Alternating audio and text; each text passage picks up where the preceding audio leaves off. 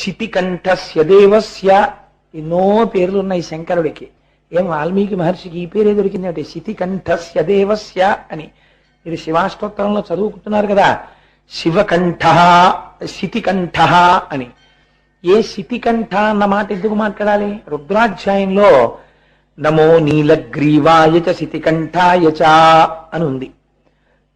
నీలగ్రీవాయ చ శితికంఠాయ చ. నీలగ్రీవాయ చ అంటే కంఠమునందు నల్లని మచ్చ ఉన్నవాడు. ఈ నల్లటి మచ్చ పుట్టుకతో ఉంది అని మీరు అనుకోండి, ఆయనకు పుట్టుక ఉండాలి కదా. ఆయనకి పుట్టుకుందా? ఆయన ఎప్పుడు పుట్టాడో ఎవరికి తెలియదు. అందరికన్నా ముందు ఆయనే ఉన్నాడంతే లోకంలో, పరబ్రహ్మం తప్ప ఆయనకి పుట్టుకేమిటి? కాబట్టి నీలగ్రీవాయ చ అనగానే పక్కనే వేదం ఏమంటోంది? ఇష్టాయ చ అంటోంది. ఆయన ఎందుకు పిలవాలి అలాగా అంటే, అబ్బాయి ఆయన మొట్టమొదటి నుంచి నీలగ్రీవుడు కాడు. ఆయన్ని మొదటి నుంచి చూస్తున్న వాళ్ళు ఎవరున్నారో, బ్రహ్మలున్నారు, అమ్మవారు ఉంది పక్కన. ఆయన కంఠమునందు నల్లటి మచ్చ మొదట్లో లేదు. ఆయన కంఠం ఎలా ఉండేది? శంఖంలా ఉండేది, తెల్లటి కంఠం. ఈ తెల్లటి కంఠం మీద ఓ నల్లటి మచ్చ వచ్చింది, చిన్న మచ్చ. ఇది ఎప్పుడు వచ్చింది? హాలాహల భక్షణం చేసినప్పుడు వచ్చింది. ఎందుకు చేస్తాడు హాలాహల భక్షణం? లోకాన్ని రక్షించడం కోసం చేశాడు. ఇప్పుడు ఈ శ్లోకంలో శితికంఠస్య దేవస్య అండంలో ఏమిటి రహస్యం? వాల్మీకి మహర్షిదే. తెల్లని కంఠాన్ని నల్లటి మచ్చ తెచ్చుకున్నవాడు. మనం ఏమాత్రం అందంగా లేకపోయినా కూడా లోకానికి మనం అందంగా ఉంటాం కదా. ఓ చిన్న మచ్చ ఒకటి వచ్చింది అనుకోండి, డాక్టర్ గారి దగ్గరికి వెళ్ళి ఎన్ని మాత్రలు వాడతామో ఆ మచ్చలు పోవడానికి. కానీ అసలు మచ్చ రావలసిన అవసరం లేనివాడు, అంతటి తెల్లటివాడు, స్ఫటికమణి నిభం మచ్చ తెచ్చుకున్నాడు. ఎందుకు మచ్చ తెచ్చుకున్నాడు? లోకం కోసం హలాహలం తాగి, అంటే సంకేతిస్తున్నారు. లోకం కోసం హలాహలం తాగగలిగిన వాడు ఇప్పుడు లోకం కోసం కుమారుణ్ణి ఇస్తాడు. లోకమనందున్న వారి మర్యాద నిలబెడతాడు. ఎలా నిలబెట్టాలి? బ్రహ్మజ్ఞాని అయినటువంటి సనత్ కుమారుడి కోరిక నిలబెట్టాలి. దేవతలకి రక్షణ కల్పించాలి. ఆ కోరిక కోరుకున్నటువంటి తారకాసురుడు కోరినప్పుడు చతుర్ముఖ బ్రహ్మగారు తథాస్తు అన్నారు. తథాస్తు అన్నారు కాబట్టి తన యొక్క తేజస్సులోంచి కుమారుడు పుట్టి తారకాసురుణ్ణి సంహరించగలిగినటువంటి మహావీరుడిగా ఒక కుమారుణ్ణి కనాలి. కానీ ఆ తేజస్సు పార్వతీదేవి యందు ప్రవేశించకుండా ఉండాలి. ఎందుచేత? నీకు మాత్రమే కుమారుడిగా ఉంటాను అని సనత్ కుమారుడు అనడం వల్ల పార్వతీదేవి సంబంధం ఉంటుంది. కానీ ఆ తేజస్సు అమ్మవారిలో ప్రవేశించి అమ్మవారి యందు గర్భముగా పెరగడానికి అవకాశం ఉండకూడదు. ఇన్నిటినీ ఏకకాలమునందు నిలబెట్టగలిగిన వాడు. దీనికోసం లోకం తన మీద నిందలు వేసినా మత్సపడ్డానికి సిద్ధంగా ఉన్నవాడు. కాబట్టి శితికంఠస్య దేవస్య దివ్యం వర్ష శతంగతం.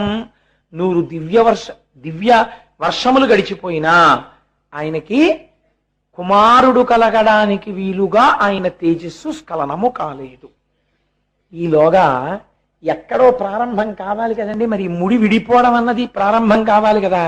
మొట్టమొదట శివమాయ ఎవరి మీద ప్రసరించింది? దేవతల మీద ప్రసరించింది.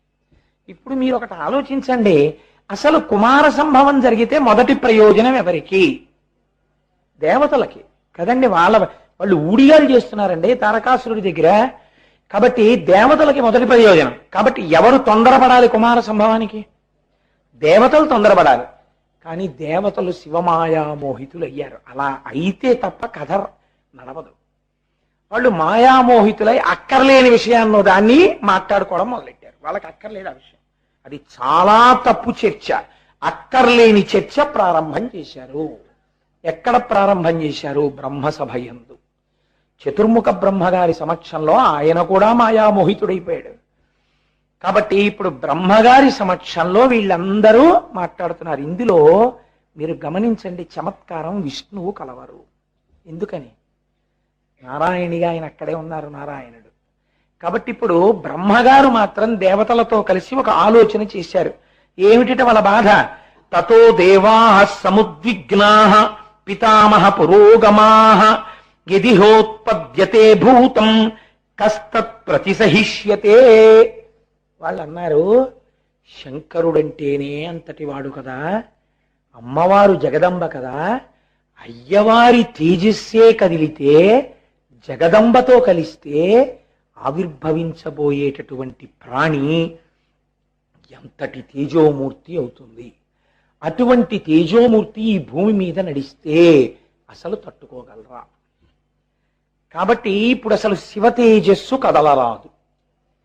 ఇప్పుడు పార్వతీ పరమేశ్వరులు క్రీడిస్తున్నారు. ఎవరు ఏడ్చిన వాళ్ళిద్దరూ క్రీడించాలని, కొడుకు పుట్టాలని. వీళ్ళకి ఇవాళ మాయ కమ్మింది, అక్కర్లేని విషయం నెత్తికేసుకున్నారు. ఇది ఎంతటి మహాపాపం. పెళ్ళైపోయిన వాళ్ళకి పిల్లలు పుట్టకుండా ఉండాలని ఆలోచన చేసి వాళ్ళని వెళ్ళి అడగడం అంటే అసహ్యకరమైన విషయం. అది ఇంతకన్నా ఇంకా సభాముఖంగా చెప్పడం కుదరదు. కాబట్టి ఇప్పుడు వీళ్ళు ఏం చేశారు అంటే అందరూ కలిసి పరమశివుడి దగ్గరికి వెళ్ళారు. చిత్రం చూడండి, ఆయన ఏ స్థితి యందున్నాడు.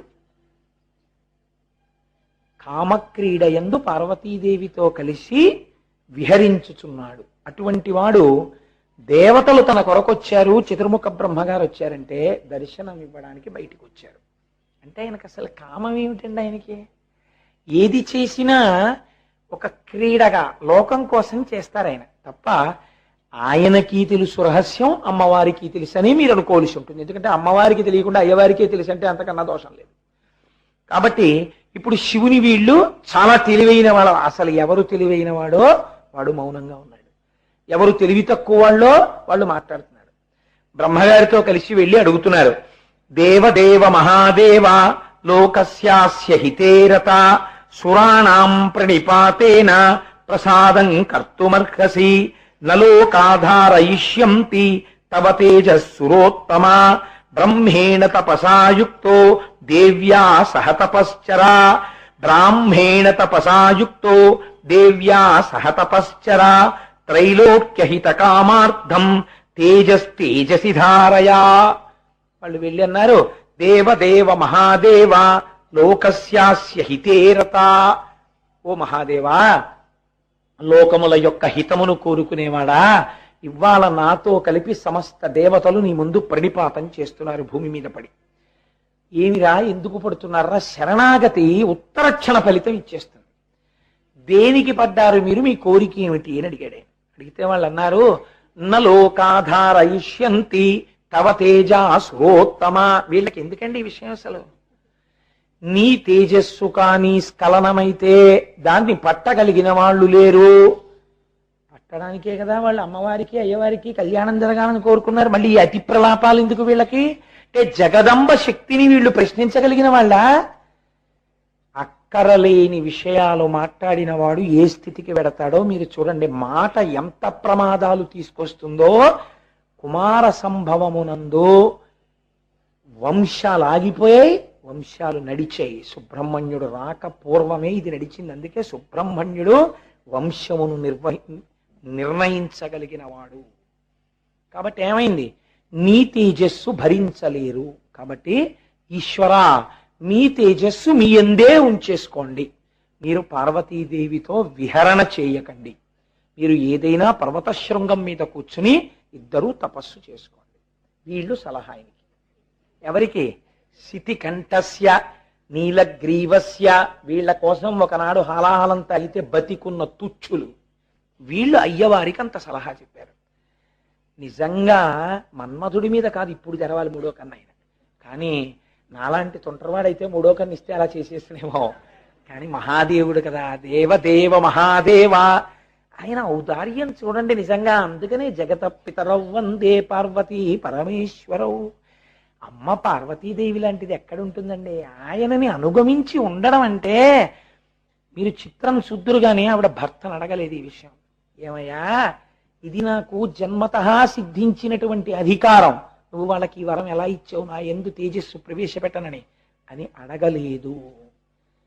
భర్తని ఎదిరించి అడగడం తెలియనటువంటి జగదంబ లక్షణం నాకు ఉండాలని భర్తనలా అనుగమించి ఆయన మనశ్శాంతికి కారకం కావాలని, సుఖస్థానం కావాలని గౌరీ తపస్సు చేస్తారు.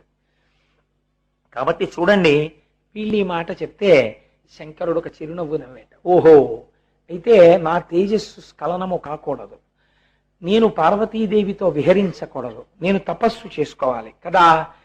దేవతానాం వచశ్రుత్వా సర్వలోక మహేశ్వర ధారయిష్యామ్యహం తేజస్తేజస్యేన సహోమయా త్రిదశాః పృథివీ చైవ నిర్వాణమధిగచ్చతు. ఆయన అన్నాడు, మీరు చెప్పినట్టే నా తేజస్సుని నా తేజస్సులోనే, అనగా దీని ఎందున్న రహస్యం ఏమిటో తెలుసా అండి? రేతస్సుని ఓజస్సుతో కలుపుట అంటే దాన్ని శరీరమునందు అధోముఖంగా వెళ్ళిపోవలసినటువంటి తేజస్సుని ఆ బ్రాహ్మీమయ శక్తి చేత నిలబెట్టగలిగినటువంటి వాళ్ళు ఊర్ధ్వరేతస్కులై వారు అపారమైనటువంటి శక్తితత్వంతో ఉంటారు. కాబట్టి నా రేతస్సుని తేజస్సుతో కలిపి ఓజస్సుగా మార్చి నేను ఆ బ్రాహ్మీ స్థితి యందు ఉంటాను, నేను తపోశక్తితో ఉంటాను. అవి యోగ సంబంధమైన విషయాలు. సౌందర్య లహరిలో కూడా శంకరాచార్యులు వారు మాట్లాడారు వాటి గురించి. కాబట్టి నేను అలా ఉంటాను. దానివల్ల మీరు ఈ భూమి అందరూ సుఖపడెదరుగాక అన్నారు. ఎవరండి బాధపడుతున్నది? భూదేవత బాధపడుతోంది. ఎందుకని పాపిష్టి వాళ్ళు తిరుగుతున్నారు, ప్రధానమైన బాధ భూమిది. కాబట్టి మీ అందరూ సుఖపడెదరుగాక, నా తేజస్సు బయటికి పడకుండుగాక అలాగే ఉంచుతాను. కానీ ఒకే ఒక్కసారి మాత్రం ఆ తేజస్సు బయటికి వచ్చి తీరవలసిందే. ఎందుకని? శివమాయ మోహితులైన వీళ్ళు అడగకూడని మాటలు అడుగుతున్నా, అవతల కుమార సంభవం జరగాలంటే ఆయన తేజస్సులోంచి పుట్టినవాడైతే తప్ప అవతల తారకాసుర సంహారం జరగదు.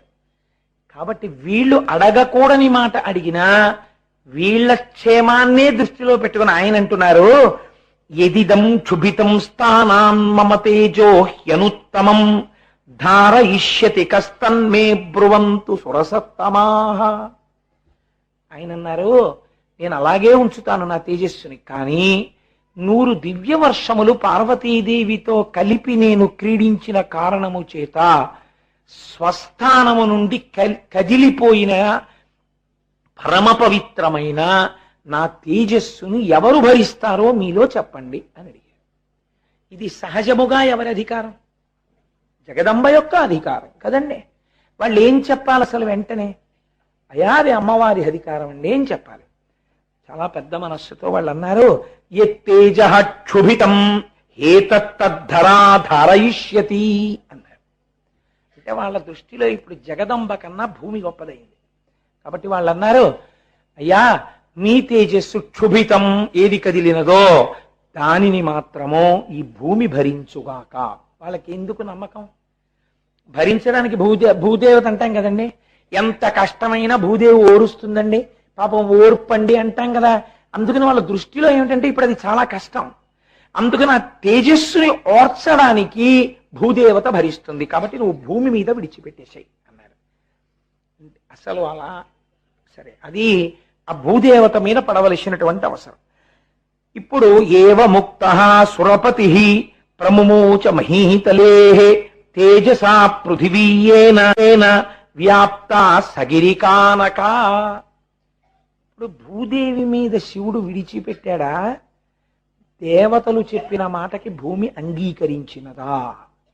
అంగీకరించని భూమి అయితే అన్య స్త్రీ యందు తన తేజస్సు వదిలిపెట్టడం అవుతుంది. అంగీకరించినది భూమి, లేకపోతే శివ తేజస్సు వదలబడదు కదా. భూమి అంగీకరించినది కాబట్టి ఆయన తేజస్సు భూమి మీద పడినది. పడగానే అదేం సామాన్యమైనటువంటి తేజస్సా? శంకర తేజస్సు.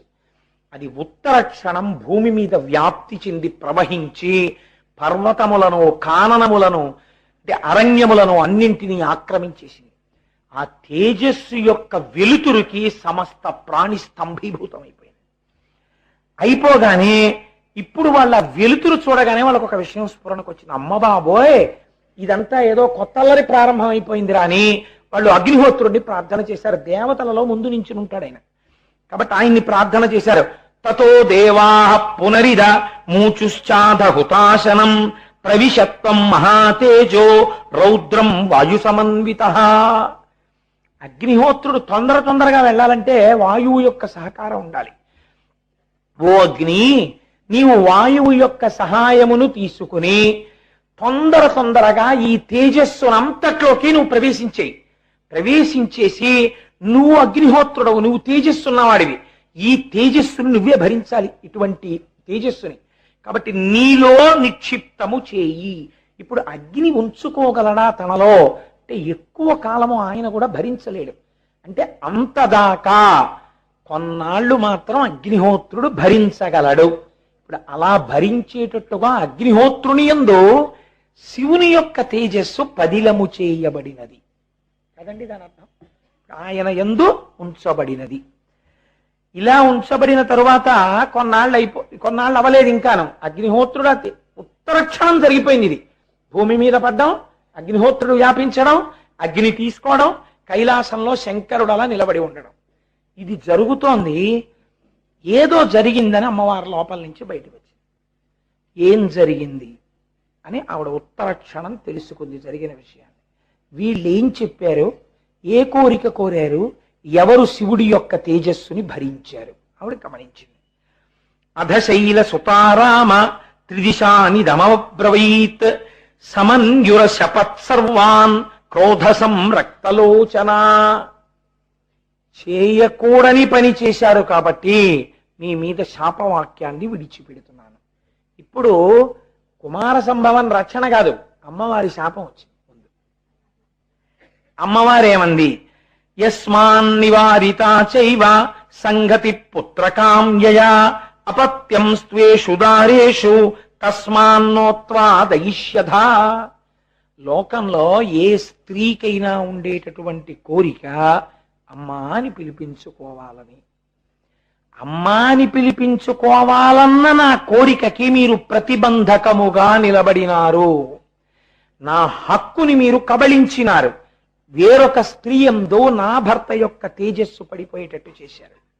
మీరు చెయ్యరాని పాపము చేశారు కాబట్టి నా కడుపు పండకుండా చేశారు కనుక ఇక మీదట 33 కోట్ల దేవతల యొక్క భార్యలకు బిడ్డలు జన్మించకుందురుగాక ఆవిడ శపించి. ఇప్పుడు ఏమైంది, ఇంకా దేవతలకి సంతానం ఉండదు. అప్పటికి ఎంతమంది ఉన్నారో అంతే సంతానం, వాళ్ళే దేవతలు. ఇంకా తర్వాత ఇంకా దేవతలు పెరగలేదు, ఇహ దేవతా సంతానం లేదు. కాబట్టి ఈవిడ ఈ మాట ఎవరినంది, ముందు ఎవరొచ్చి మాట్లాడారో వరుసక్రమంలో తీసుకుంది. దేవతలు కదండి, బ్రహ్మగారితో వచ్చి మాట్లాడారు కాబట్టి దేవతలని ఈ శాపవాక్యం ఇచ్చింది. వీళ్ళు అడిగితే నువ్వెలా పుచ్చుకున్నావు, ఈశ్వరా నేను ఎలా పుచ్చుకుంటానా తేజస్సు అని, నువ్వు కూడా ఆడదానివే, నీకు బుద్ధుండక్కర్లా ఎలా పుచ్చుకున్నావు. కాబట్టి ఇప్పుడు భూమి వంక తిరిగింది. తిరిగావిడంది, అవనేనైక రూపాత్వం బహుభార్యా భవిష్యసి నచ పుత్ర కృతాం ప్రీతిం మత్క్రోధ కలుషీకృత ప్రాప్యసి త్వం సుదుర్మేధే మమ పుత్రమనిచ్యతే. నాకైతే అనిపిస్తుంటుంది కుమార సంభవం జరిగితే ఎన్నో రహస్యాలు ఉన్నాయండి. కుమార సంభవాన్ని నిజానికి సభాముఖంగా పూర్తిగా చెప్పడం కొంచెం కష్టమైన విషయం. కాబట్టి ఒక ఆడది అపారమైన వ్యగ్రత ఎప్పుడు పొందేస్తుందో శాస్త్రం చూపించింది. ఈ తప్పు ఏ ఆడది వేరొక స్త్రీ యొక్క పురుషుడి విషయంలో చేయరాదు. కట్టి కుడిపేస్తుంది కొన్ని తరాల వరకు అలాంటి పాపం. కాబట్టి ఏమైంది, ఎప్పటికీ భూమికి ఏ పరిస్థితి వచ్చిందో చూడండి. ఆవిడంది, అవనేనైక రూపత్వం, నీవు అనేకమైన రూపములను పొందుతావు. ఎలాంటి రూపాలు, ఒకే భూమి, ఒక చోట చౌడు నేల, ఒక చోట సారవంతమైన నేల, ఇలా రకరకాలైనటువంటి రూపాల్ని పొందుతావు, అనేకమైన రూపాల్ని పొందుతావు. బహుభార్యా భవిష్యసి, నీకు చాలా మందికి నువ్వు భార్య అవుతావు. ఇది చాలా దారుణమైన విషయం కదండి. అనేక మందికి ఒక్క కాంత భార్య కావడం ఏంటి. ఇక్కడ ఒక్క చోట మాత్రం ఎడంకాలు మీద నిలబడి కుడి కాలు పైకెత్తండి. కాస్త మీకు ఒక కాలు మీద నిలబడి ఒక కాలు మార్చుకున్నారన్న తృప్తి వల్ల మీకు ఒళ్ళు నిప్పి తగ్గిందని నేను సంతోషపడతాను అన్నాడు ఆ నటరాజస్వామి వంక చూసి. ఇంతమంది చూస్తూ ఉండగా నటరాజస్వామి ఎక్కడా లేని రీతిలో ఎడమ కాలు కింద పెట్టి కుడి కాలు పైకెత్తాడు. ఒక్క మధురైలోనే కనపడుతుంది మీకు. ఒక్క రజత సభలోనే చూడాలి. అసలు ఆ మూర్తిని చూడడానికి 2 కళ్ళు కావు, 1000 కళ్ళు సరిపో. అంత అద్భుతమైనటువంటి మూర్తి. అసలు నిజంగా ఎడంకాలు మీద నిలబడి కుడికాలు పైకెత్తితే సాధారణంగా మనం చూసే మూర్తుల కన్నా భిన్నంగా ఏదో అందులో తేడాగా అదో రకంగా అనిపించాలి. కానీ నిజంగా శివుని యొక్క నాట్య విలాసం, ఆయన ఎడం పాదం మీద ఉంచుకుని కుడికాలు పైకెత్తినటువంటి ఆ నటరాజ మూర్తి మధురైలో చూస్తుంటే ఆశ్చర్యపోతాం. అంత అద్భుతంగా ఆనాడు రాజశేఖర పాండ్యన్కి దర్శనమిచ్చినటువంటి స్వామి ఇప్పటికీ మహారాజు కోరాడు కాబట్టి ఎడం పాదం మీద ఉంచుకుని కుడి పాదం పైకెత్తి నిలబడ్డాడు. అంతేకాదు, పార్వతీదేవి యొక్క కోరిక తీరడం అనేటటువంటి దానికి హద్దు లేనటువంటి క్షేత్రం మధురై. ఎందుచేత అంటే అసలు ఎక్కడ ఎప్పుడు ఏ పెళ్లిలోనూ జరగనంత వైభవం అంతా మీనాక్షి కళ్యాణంలో కనపడాలి అని కోరుకుంది. మీనాక్షి పరదేవతకి తల్లి కాంచనమాల. ఆవిడ కోరిక ప్రకారమే మలయధ్వజ పాండ్యన్ అన్ని వంటలు చేయించాడు. అసలు నిజంగా మీనాక్షి కళ్యాణానికి వచ్చిన గణాల సంఖ్యలు చదువుతుంటే మనకి ఆశ్చర్యం వేస్తుంది. ఇంతమందికి ఎలా వండారని. విచిత్రం ఏమిటంటే రాత్రి 10 వరకు భోజనాలు పెడుతూనే ఉన్నారు. వచ్చిన వాళ్ళందరూ తిన్నారు. తినేసిన తరువాత శంకరుడికి అత్తగారు కదా కాంచనమాల, చిన్న అతిశయం వచ్చింది ఆవిడికి. అతిశయం వచ్చి, శంకరుడు చాలా గొప్పవాడు, ఆయన లాంటి వాడు మీకు అల్లుడయ్యాడని కదా అందరూ అంటున్నారు, శంకర మేము గొప్పవాళ్ళమే అని అనిపించుకోవాలని తిన్నగా అల్లుడి దగ్గరికి వెళ్ళింది ఆవిడ. మధ్యలో ఇంకెవరి దగ్గరికి కాదు, అల్లుడి దగ్గరికే వెళ్ళింది. వెళ్ళి, శంకర మాదొక చిన్న సమస్య మీరు తీర్చాలని. ఏమత్తయ్య గారు, ఏమి సమస్య అన్నాడు. ఏమీ లేదు, పర్వత శిఖరాలంత వంటలు వండించాం. ఏదో నీ తరపున చాలా మంది వస్తారంటే ఏదో వంటలు చేయిద్దామని. నీ తరపున చాలా మంది వచ్చి భోజనాలు చేశారు, కానీ పర్వత శిఖరాలంతంత అన్నరాసులు మిగిలిపోయి మీ వాళ్ళు ఎవరైనా ఉంటే ఇంకా కొంచెం పిలుస్తారా, అన్నం తినేస్తారు అంది. అంటే చిన్న ఎత్తిప్పుడు, నీకన్నా బాగా చేశాం పెళ్లి, చూసావా నీ గణాలు ఇంతమంది వచ్చినా మేము అన్నం పెట్టగా ఇంకా అంత అన్నం మిగిలింది, అంటే మేము ఎంత బాగా చేశామో గమనించుకో అని చెప్దామని. శంకరుడు అన్నాడు, అత్తయ్య గారు మీ సమస్య అన్నం ఉండిపోయిందనా, అనవసరంగా పదార్థం పాడైపోతుంది తెల్లవారేటప్పటికన్నా బెంగ పెట్టుకుంటున్నారు అన్నాడు. అవును అందావిడ. ఓ బెంగ పెట్టుకోకండి, నేను నిజంగా నా వాళ్ళందరినీ తీసుకొస్తే మీరు అన్నం పెట్టలేరని నేను తేలేదు. ఒక్కడిని పిలుస్తాను, వాడికి పెట్టండి, తక్కువ అయితే మీరు ఉండి పెడతారా అన్నాడు. ఆవిడ విలాసంగా నవ్వి, ఇంతమంది తినందోడు తింటాడా అని, అలాగే వండుతానులే. గుండోదరుడిని శంకరుడికి అంగరక్షకుడు, ఆ గుండోదరుడిని పిలిచాడు. రేపు చాలా అన్నం ఉందిట్రా భోజనం చెయ్యి అన్నాడు. ఆయన వెళ్ళి తినేశాడు. తినేసి చాలా ఆకలిస్తోంది కాంచనమాల, అన్నం అన్నం అన్నాడు. వండి పెడతానంది కదా మరి, ఆ వంటింట్లో నుంచి వండుతూనే ఉంది, పెడుతూనే ఉంది, నా ఆకలి తీరలేదు అంటూనే ఉన్నాడు. అప్పుడు ఆవిడ బెంగ పెట్టుకుని వచ్చి శంకరుడి కాళ్ళ మీద పడింది. అల్లుడు గారు, నేను ఏదో అక్కర్లేని అతిశయానికి పోయి మీ దగ్గర అన్నాను, అందరూ వద్దులేండి ఒక్కడిని పంపిస్తానన్నారు. ఆ గుండోదరుడే ఇలా తింటే మీరు నిజంగా తలుచుకుని అలాంటి వాళ్ళని అందరినీ పంపిస్తే మా బ్రతికి ఏమైపోవాలి, మేము బయటపడిపోకుండా ఉండడానికి కోసమని కొంచెం జాగ్రత్తగా తినేవాళ్ళని తీసుకొచ్చారని మాకు అర్థమైంది. ఇప్పుడు అర్ధాకలిగా పెళ్లిపీటల మించి మలయధ్వజ పాండ్యన్ కాంచనమాల ఒకడికి అన్నం పెట్టలేక పంపించేశారన్న అపకీర్తి మాకు రాకుండా మీరే కాపాడండి అంది. వెంటనే మీనాక్షకుడు అన్నపూర్ణకరా, మరి ఈ పెళ్లి కూతురుగా పిలిస్తే బాగుండదని కాశీ అన్నపూర్ణ అన్నాడు. అనేటప్పటికీ ఆవిడ వచ్చింది. ఒక పెద్ద అన్నపాత్రలోంచి 5 రంధ్రాలలోంచి అన్న పదార్థములన్నీ అలా పడిపోతూనే ఉన్నాయి. ఇంకా ఆవిడొచ్చి అనుగ్రహించేటప్పటికి ఈ గుండోదరుడు అవన్నీ పట్టుకు తినేశాడు. శుభ్రంగా పాయసం తాగేశాడు, నెయ్యి తాగేశాడు, పాలు తాగేశాడు, పెరుగు తాగేశాడు, అన్నీ తాగేశాడు. అయిపోయింది. అన్నపూర్ణ, వాడి ఆకలి తీరింది, నువ్వు కాశీ పట్టణానికి వెళ్ళిపోవాలి. అన్నపూర్ణం వెళ్ళిపోయింది. కొత్త సమస్య వచ్చింది. హే భగవన్, ఇంత నెయ్యి తాగేశాను, ఇన్ని నీతి పదార్థాలు తినేశాను, దాహం దాహం అన్నాడు. తాగి ఎక్కడ కనపడితే అక్కడ అన్నాడు. క్షణాల్లో మధురైలో నూతులు, చెరువులు, సరోవరాలు అన్నీ తాగేశాడు. చుక్క నీరు లేదు, నాలుగు పిడచకట్టుకుపోతుంది ఎలాగన్నాడు. చూశారా, పెళ్లిలా నవదంపతుల యొక్క జీవితం బాగుండడానికి చెయ్యాలి, కానీ అతి ఆడంబరాలకు పోయి పెళ్లి భోజనం అంటే అర్థం లేకుండా 60-70 ఆదరవులతో వండి వడ్డించిన చోట్ల అహంకార పరిత్యాగాలు ఇలాగే ఉంటాయి. కాబట్టి ఎలా ఉండాలో భోజనం అలా ఉండాలి. చూసారా అత్తగారు ఎంత సమస్య వచ్చిందో, నీళ్ళు ఇవ్వగలరా మధురైలో అన్నాడు. ఇంకేమిస్తాం నీళ్లు, అది నువ్వే పుణ్యం కట్టుకోంది ఆవిడ. వెంటనే ఆయన జటాజూటంలో గంగమ్మని పిలిచి గంగా ప్రవహించన్నాడు అని జటాజూటం ఇలా ఉంచాడు. ఆ జటాజూటంలోంచి గంగా నది మధురై క్షేత్రంలో పడి అపారమైన వేగంతో నురగలు కక్కుకుంటూ కెరటాలతో ప్రవహించింది. అంత వేగంగా ప్రవహించింది కాబట్టి శంకరుడి జటాజూటంలోంచి పుట్టింది కాబట్టి వైఘై అన్నది పేరు. ఇప్పటికీ వైఘై నుంచి పక్కన పెరుమాళ్ దేవాలయం అంటారు, సుందర పెరుమాళ్. అంత అందంగా ఉంటాడు నిజంగా. అక్కడ ఒక విశేషం ఉంది. ఆ దేవాలయం వెనకాతలో చిన్న కొండ ఉంటుంది. ఆ కొండ మీద మన పూర్వీకుల పాపం పోవాలని సంకల్పం చేసి ఎక్కినా సరే పాపాలు పోతాయంట. అంత అందంగా ఉంటాడు సుందర పెరుమాళ్ దేవాలయం అని. ఆ ఆలయానికి ఓ విచిత్రం ఉంది. అక్కడి నుంచి స్వామిని పట్టుకెళ్ళిపోవాలని కేరళ రాష్ట్రం నుంచి కొంతమంది తంత్రవేత్తలు వచ్చారు. వస్తే అయ్యప్ప స్వామి దగ్గర రక్షకులుగా ఉంటారే కరుప్ప స్వామి వాళ్ళిద్దరూ వచ్చి ఏం చేశారంటే వాళ్ళని మెట్లు కింద మార్చేశారు. అక్కడ ఇప్పటికీ అయ్యప్ప స్వామి దగ్గర ఉండేటటువంటి ఆ ఇద్దరే విష్ణువు దగ్గర ఆ క్షేత్రంలో కూడా రక్షకులుగా ఉంటారు. వెళ్ళేటప్పుడు తలుపు సందులోంచి చూపిస్తారు. ఈ వచ్చినటువంటి విద్వాంసులు విష్ణువు యొక్క మూర్తిని ఎత్తుకుపోదామని వచ్చి మెట్లయిపోయిన వాళ్ళు అక్కడ చూసి ఓ నమస్కారం పెట్టి కొబ్బరికాయో అరటిపండో కొట్టి లోపలికి వెడుతూ ఉంటారు. దేవాలయంలో దర్శనానికి ఓ కొబ్బరికాయ కొట్టడమో అరటిపండు ఇవ్వడమో చేసి.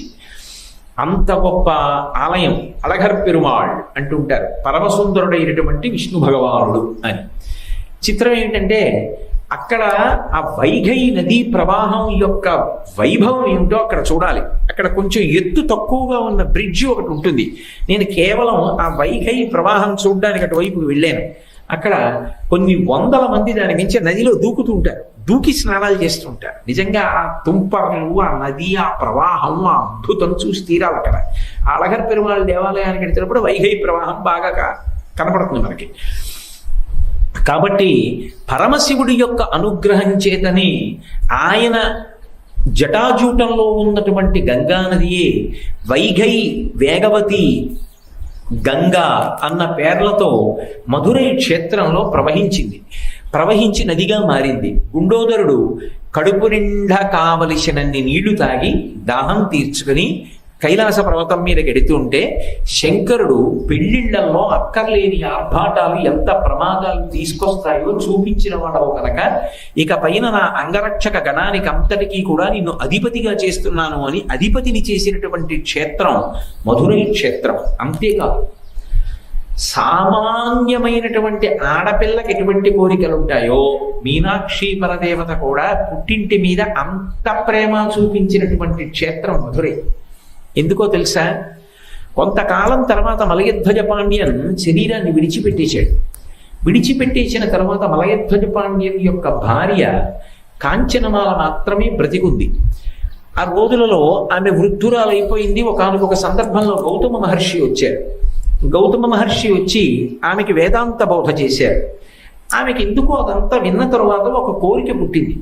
7 సముద్రములు కలిసి ఒక సరోవరం అయితే ఆ సరోవరంలో తాను స్నానం చెయ్యాలి. ఇంత శక్తివంతుడైనటువంటి అల్లుడు, ఇంత శక్తివంతురాలైన కూతురు ఉండగా నాకు లోటు ఏమిటని వెళ్ళి కూతురుని అడిగింది. కూతురండి, మీ అల్లుడు గారికి నదులు, వ్యవహారాలు అన్నీ ఆటపట్టు, గంగే ఆయన జటాజూటంలో ఉంటుంది, ఆయనకి చెప్తానమ్మా, నీ కోరిక తప్పకుండా తీరుస్తారంది. కూతురుగా వచ్చినందుకు సామాన్యమైన ఆడపిల్ల ఎలా అమ్మ కోరిక తీరుస్తుందో అలా అమ్మ కోరిక తీర్చినటువంటి క్షేత్రం మధురై. అందుకే ఇప్పటికీ మధురైకి ఒక విశేషమైన పేరుంది, కన్యనాడు అని పిలుస్తారు. ఎందుకంటే కన్యకామణిగా ఉన్నటువంటి మీనాక్షి చేత పరిపాలింపబడిన క్షేత్రం కాబట్టి కన్యనాడు అని పేరు ఆ క్షేత్రానికి. వెళ్ళి శంకరుడితో చెప్పింది, మా అమ్మకి కోరికుంది, 7 సముద్రములు కలిసి సరోవరం అయితే అందులో స్నానం చెయ్యాలని కోరుకుంటోంది, మీరు మా అమ్మని అనుగ్రహించండి. అల్లుడు అత్తమామల పట్ల ఎంత గౌరవంతో ఉండాలో, ఎంత ప్రేమ చూపించాలో, నిరూపించి చూపించాడు శంకరుడు. అందుకని ఆయన ఏం చేశాడంటే సప్త సముద్రములను పిలిచి మీరు ఇక్కడ ఒక సరోవరంగా మారండి అన్నాడు. అంటే సప్త సముద్రములు సరోవరం అయ్యాయి. సప్తసాగర సరోవరం అని పిలుస్తారు ఇప్పటికీ ఆ సరోవరాన్ని. ఆ సరోవరంలో స్నానానికి వెళ్ళింది కాంచనమాల. తీరా అక్కడ దాకా వెళ్ళిన తర్వాత ఘోరుగా ఏడ్చి, ఎందుకు ఏడుస్తున్నావు అని అడిగారు. అడిగితే స్త్రీ పుణ్యతీర్థంలో స్నానం చెయ్యాలి అంటే భర్త చెయ్యి పట్టుకుని మునగాలి. అది వైదికమైన విధానం. భర్త ఏ కారణం చేతనైనా అలా స్నానం చెయ్యడానికి అవకాశం ఇవ్వకపోతే, అంటే ఆయన రాకపోతే, లేదా ఆయన అసలు శరీరంతో లేకపోతే, అప్పుడు కడుపున పుట్టినటువంటి కొడుకు చెయ్యి పట్టుకుని మునగాలి. కొడుకు రాక, భర్త రాక, ఇద్దరూ రాకపోతే ఒక ఆవు దూడని చూసుకొని దాని తోక పట్టుకుని మునగాలి తీర్థంలో. కాబట్టి నాకు కొడుకులు లేరు, భర్త గారు శరీరం విడిచిపెట్టేశారు, నేను ఒక ఆవు దూడ తోక పట్టుకుని సప్తసాగర సరోవరంలో మునుగుతాను, కాబట్టి ఒక్క ఆవు దూడని తెప్పించమ్మా అంది కూతురు వంక చూసి. మీనాక్షి పరదేవత అలవోకగా సుందరేశ్వరుడి వంక చూసింది. సుందరేశ్వరుడు అన్నాడు, అత్తయ్య గారు మీరు స్నానం చేయడానికి ఆవు దూడెందుకు, మావయ్య గారిని పిలిపిస్తాను స్వర్గలోకం నుంచిని ఆజ్ఞాపించి స్వర్గలోకం నుంచి మలయధ్వజ పాండ్యాన్ని మళ్ళీ మధురై క్షేత్రానికి దింపిన క్షేత్రం మధురై. మళ్ళీ సశరీరుడై మలయధ్వజ పాండ్యం కిందకు వచ్చాడు. అప్పుడు మళ్ళీ సువాసిని శోభతో ఆ కాంచనమాల భర్త చెయ్యి పట్టుకొని సప్తసాగర సరోవరంలో మునిగి పైకి లేచింది. లేచిన తరువాత ఆమె ఇక పైన భర్త లేకుండా భూమి మీద ఉండడానికి నాకు ఇష్టం లేదు అని తన కోరిక విలిబుచ్చితే పరమశివుడు దివ్యమైనటువంటి పల్లకీలో ఆ దంపతులిద్దరినీ కూడా కైలాస పర్వతానికి తన ఆవాసానికి పంపించాడు. అత్తమామల పట్ల అంత గౌరవం చూపించినటువంటి క్షేత్రం మధురై క్షేత్రం.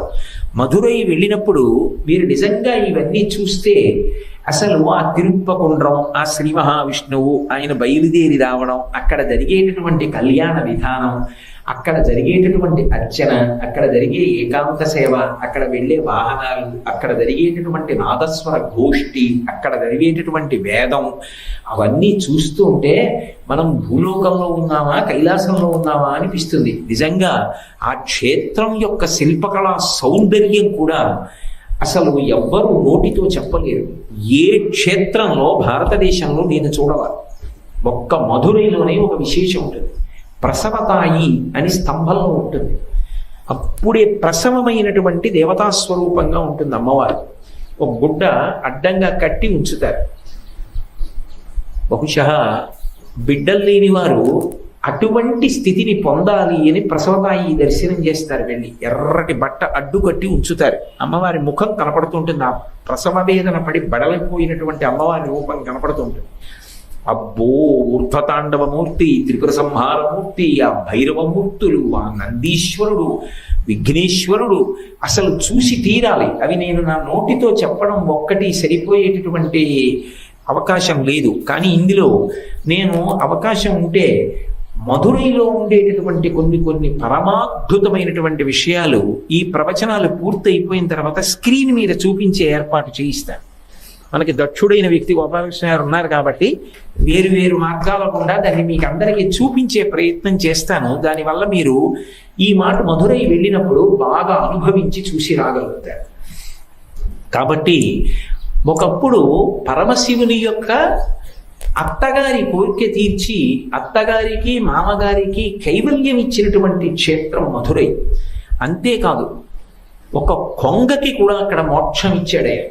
సరస్వతీ తీర్థం అని ఇప్పటికీ బంగారు కమలం ఉంటుంది. అందులో విచిత్రం ఏంటంటే పరమశివుడి యొక్క శాసనం, అందులో జల సంబంధమైనటువంటి కీటకములు కానీ జలచరములు కానీ ఉండవు ఆ సరోవరంలో.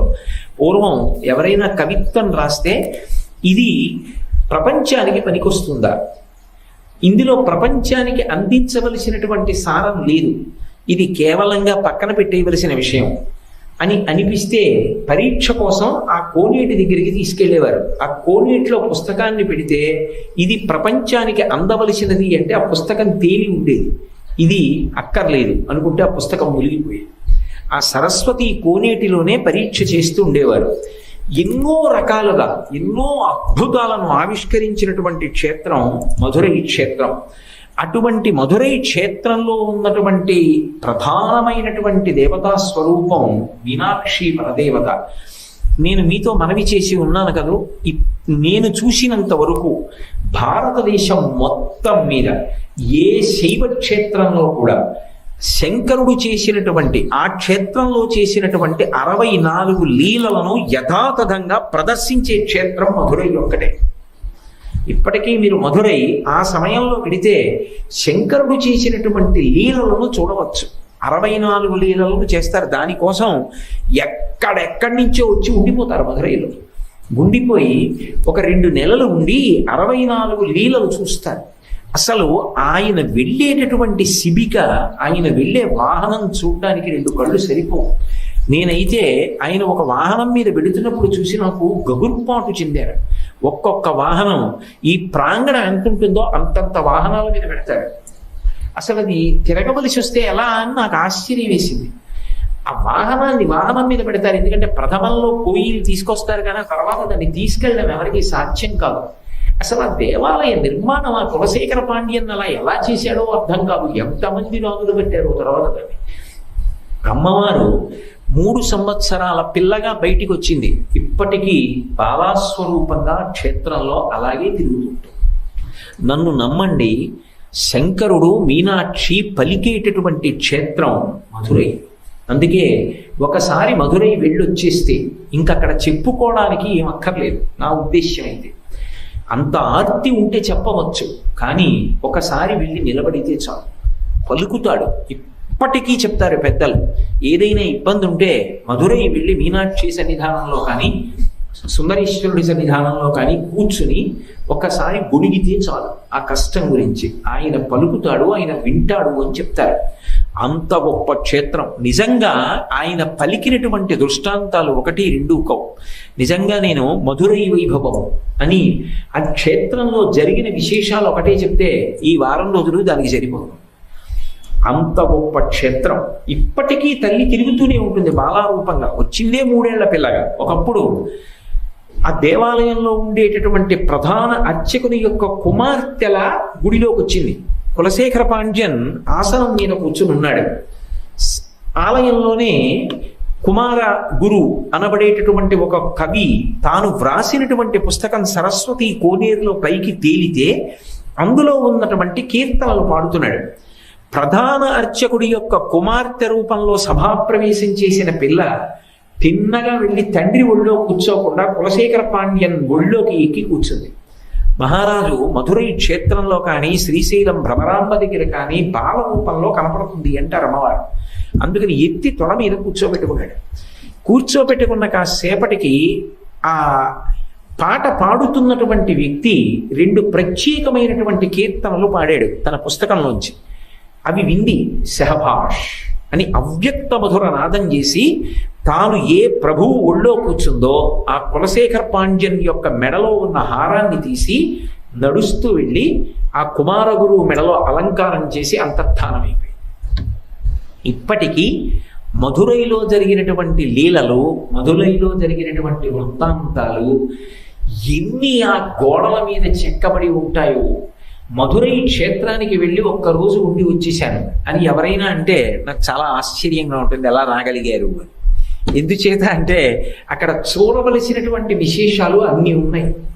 అసలు దేవాలయ ప్రవేశం చేసేటప్పుడు ఉండేటటువంటి నంది దగ్గర నుంచి ఎన్ని విశేషాలు, 2 కళ్ళు సరిపోవు. అసలు ఏమి శిల్ప వైభవమో, ఏమి దేవాలయమో, ఏమి పరదేవతో, ఏమి శంకర వైభవమో. మహానుభావుడు అలా పలుకుతూ ఉంటాడు ఆర్తి పొందిన వాళ్ళకందరికీ. అటువంటి మీనాక్షి పరదేవత